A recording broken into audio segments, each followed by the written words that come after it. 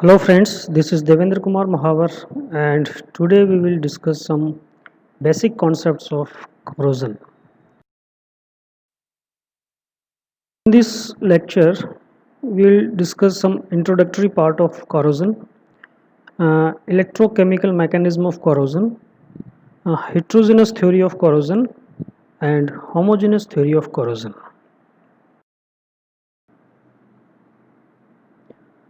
So with the progress of civilization and modernization, man is increasingly depending on the machine power instead of muscle power. And for this developmental process, man has constructed many machines, and the machines are mainly made up of metals. So, to continue this developmental process forever and the machines to perform for a longer period of time, the stability of metal matters a lot. But in fact, in the terrestrial and atmosphere, metals undergo gradual degradation. And this gradual degradation is what we call corrosion. So we can define corrosion as the deterioration of metals as a result of chemical reaction between the metal and the surrounding environment.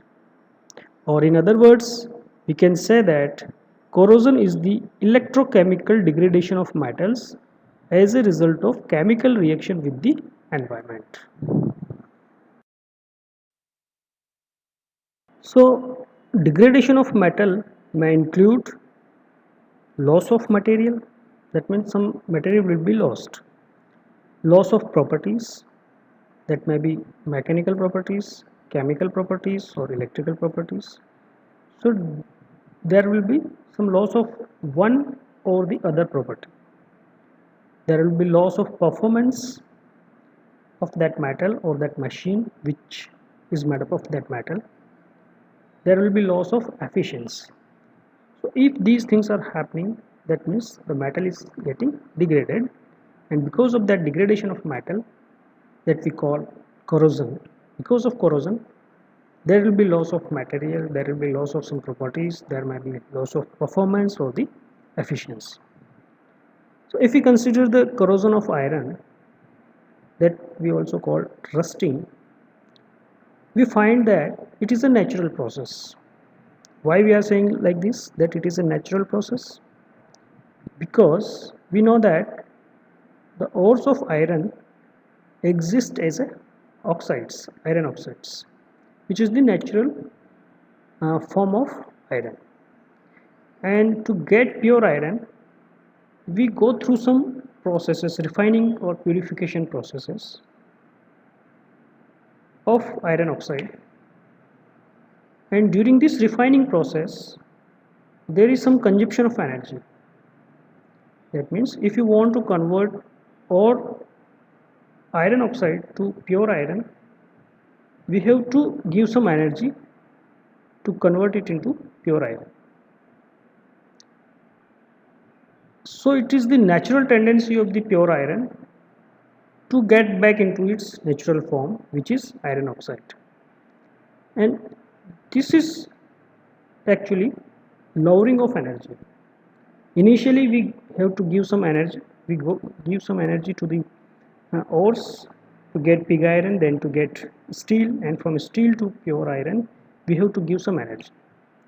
But the pure iron will want to get back into its natural form, and there will be some lowering of energy.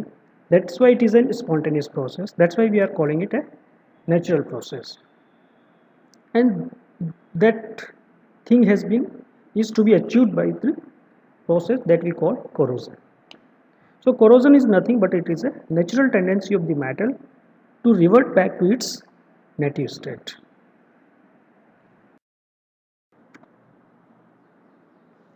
Let us consider electrochemical mechanism of corrosion. To explain corrosion by electrochemical mechanism, we consider that the corrosion is occurring through redox reactions, and we assume that there will be some oxidation reaction going on some surface of the metal, and at the same time there will be some reduction reaction going on on some other place on the surface of the metal. In electrochemical corrosion, the oxidation process, that is metal dissolution process, is facilitated by the presence of suitable electron acceptor species that we call depolarizer. If you consider the corrosion of iron, if you place some iron piece in some water, we find that there will be corrosion taking place after some time. This is because iron will be dissolved into Fe plus 2 ions at some place, and it will release electrons, and that electron will travel within the metal to some other place, and it will find some electron acceptor species there, and these electron acceptor species might be oxygen, might be hydrogen ions, or some other impurities of less active metal ions which can accept this electron. And because of acceptance of this electron, there will be reduction of oxygen, hydrogen, or the metal ion that is present as impurities. So there are two reactions going on simultaneously. At one place there is oxidation of metal itself, and because of this oxidation of metal there is some release of electrons, and these electrons are being accepted by some other species, and that's why there is an electrochemical reaction going on continuously. And because this process continues, and because of this process there will be continuous dissolution of the metal itself, and that means there will be corrosion. So we explain corrosion via redox reactions. That thing is called electrochemical mechanism.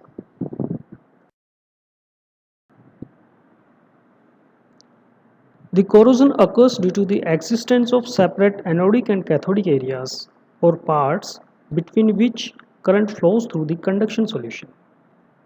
So in corrosion there will be some metal dissolution reaction, that means the metal will be oxidized, that's why it will be oxidation reaction occurring at the anode, and that's why it will be called anodic reaction. And at the same time the electrons generated in the oxidation reaction will be accepted by some electron acceptor species like oxygen, and that electron acceptor species will be reduced in a reduction reaction at the cathode, and because this reaction is occurring at the cathode, this will be called as a cathodic reaction. Let us consider case 1 where zinc is placed in a dilute hydrochloric acid. When we place zinc into HCl, a vigorous reaction occurs and hydrogen gas is evolved, and the zinc gets dissolved into the solution forming zinc chloride. So in this case oxidation occurs where zinc is oxidized to zinc plus 2, giving rise to 2 electrons, and these 2 electrons are accepted by the hydrogen ions. Because acid is present, the hydrogen ions will be there, and these hydrogen ions will accept these 2 electrons, and that will be converted into hydrogen gas. So in this case, because no other species electron acceptor species is present, only acid is present, so H plus ions will be converting into hydrogen gas. So this reaction where H plus ions are reduced to H2, this will be the cathodic reaction. No other electron acceptor species is present, so only this will be the cathodic reaction.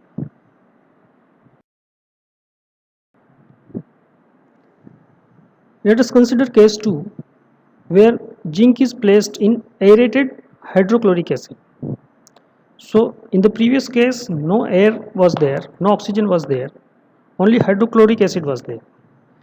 But in this case, because air is also there, that means oxygen is also there. So because of the presence of dissolved oxygen, one more cathodic reaction is possible at the cathode.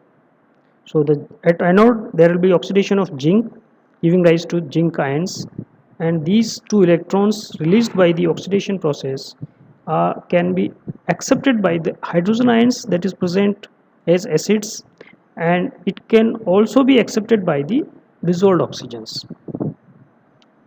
So in this case there will be two cathodic reactions.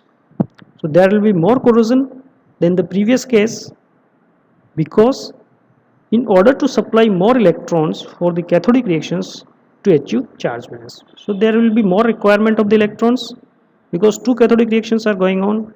The first reaction, that is oxidation reaction, that is metal dissolution reaction, has to generate more electrons. That means there will be more dissolution of metal, because to to complete the charge balance, the first reaction and the second reaction, that is oxidation reaction and the reduction reaction, has to get the equal rate. So to achieve requirement of the electrons, the first reaction, the rate of first reaction will be more in comparison to the first case. Now let us consider case 3, where zinc is placed in aerated hydrochloric acid with some iron impurities, ferric ion impurities. That means now in this case some impurities are also there, and due to the presence of these impurities, one more cathodic reaction is possible. That means there will be oxidation as the previous cases. Zinc will be dissolved into Z plus zinc plus 2 ion, and there will be release of electrons. And at the cathodic reaction there are now three possibilities. The electron generated at the oxidation by the oxidation process at the anode can be accepted by the hydrogen ions, can be accepted by the oxygen, and can also be accepted by the impurities that is already present in the solution. So if ferric ion is there, it may accept this electron and it may be reduced to Fe plus 2 ion. So the rate of corrosion in this case will be fastest, as more electrons are needed to be supplied for three cathodic reactions so that the charges get balanced. So if cathodic reactions are more, then the rate of corrosion will be more.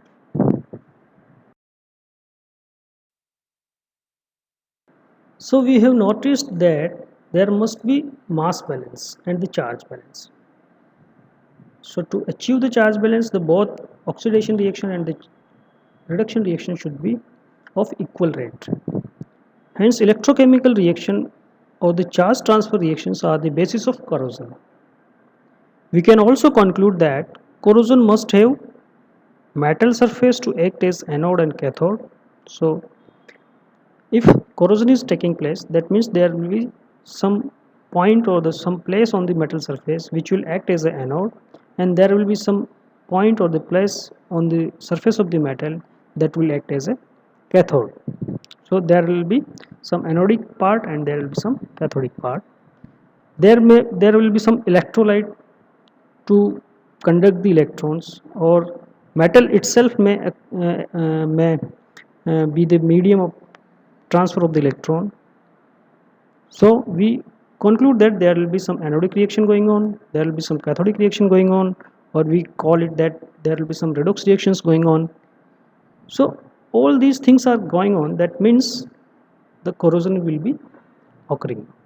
Metal will get dissolved. So there will be loss of material, there will be loss of performance, there will be loss of efficiency. If all these things are going on, that means corrosion will definitely going to occur. Even the high temperature oxidation of metal is also an example of corrosion, as it has some anodic part, it has some cathodic part. The metal oxide layer itself acts as an electrolyte or the conduction solution. So there will be some anodic reaction, cathodic reaction going on. So high temperature metal oxidation of metal is also an example of corrosion.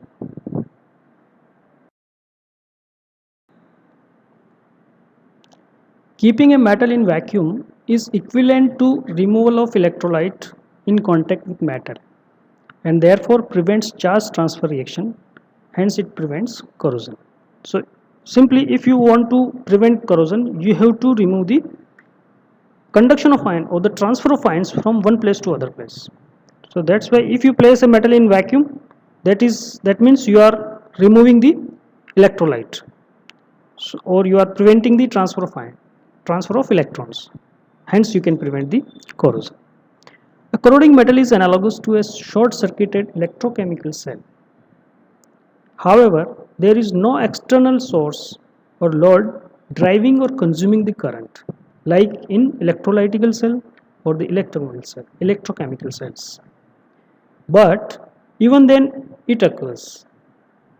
That means there is no consumption or the load, external source or load which is consuming the current, as in case of electrolytic cell or in the electrochemical cell. But even then the corrosion occurs because somehow there is an electronation reaction, that is electron consuming reaction is taking place. So as long as some electronation reaction takes place, dissolution of metal will continue. Now let us consider local cell theory. So local cell theory requires spatially separated electron sink and electron source areas on the corroding metal. What it says? That means there will be some electron sink area and electron source area on the surface of the metal. It occurs at some certain places on the metal itself. That means they are localized. They are side by side. That's why it is called heterogeneous theory. Then that means there are two areas which are taken as electron sink area and the electron source area, and those two areas are spatially separated on the metal surface. That's why it is called heterogeneous theory. That means they are separated areas. That simply means if metal is pure, that is homogeneous, that is there are no two separate areas, then it should not corrode. If the metal is pure, then it should not corrode, but it is not true. Why? Let us see.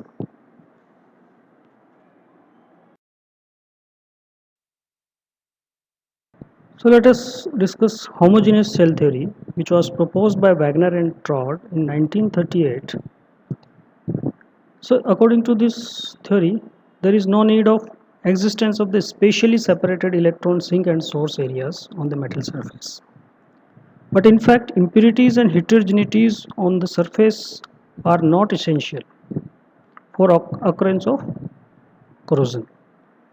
The necessity and the sufficient condition for corrosion is that metal dissolution and some electronation reaction proceeds simultaneously. So the necessary and sufficient condition is that there should be some metal dissolution reaction and some electronation reaction. Electronation reaction means some electron consuming reaction should be going on simultaneously.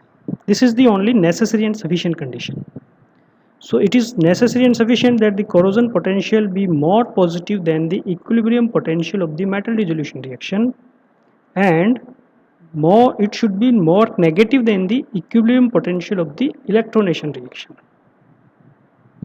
So this is the sufficient condition, and if this is happening, then there will be metal dissolution reaction and there will be some electronation reactions going on simultaneously. Hence the metal dissolution reaction, that is de-electronation reaction, and the electronation reaction occur randomly over the surface with regard to space and time. But in practical situations, there are heterogeneities of one type or the other. Mostly impurities are obvious that are present, and sometimes other heterogeneities like different phases of an alloy, non-uniform stress distribution also exists. So one or the other kind of heterogeneities is always present. That means homogeneity is all should be there. some kind of homogeneity is a necessity. It always exists in practical situations. That's why the heterogeneous cell theory has a wider acceptance, wider applicability to explain corrosion.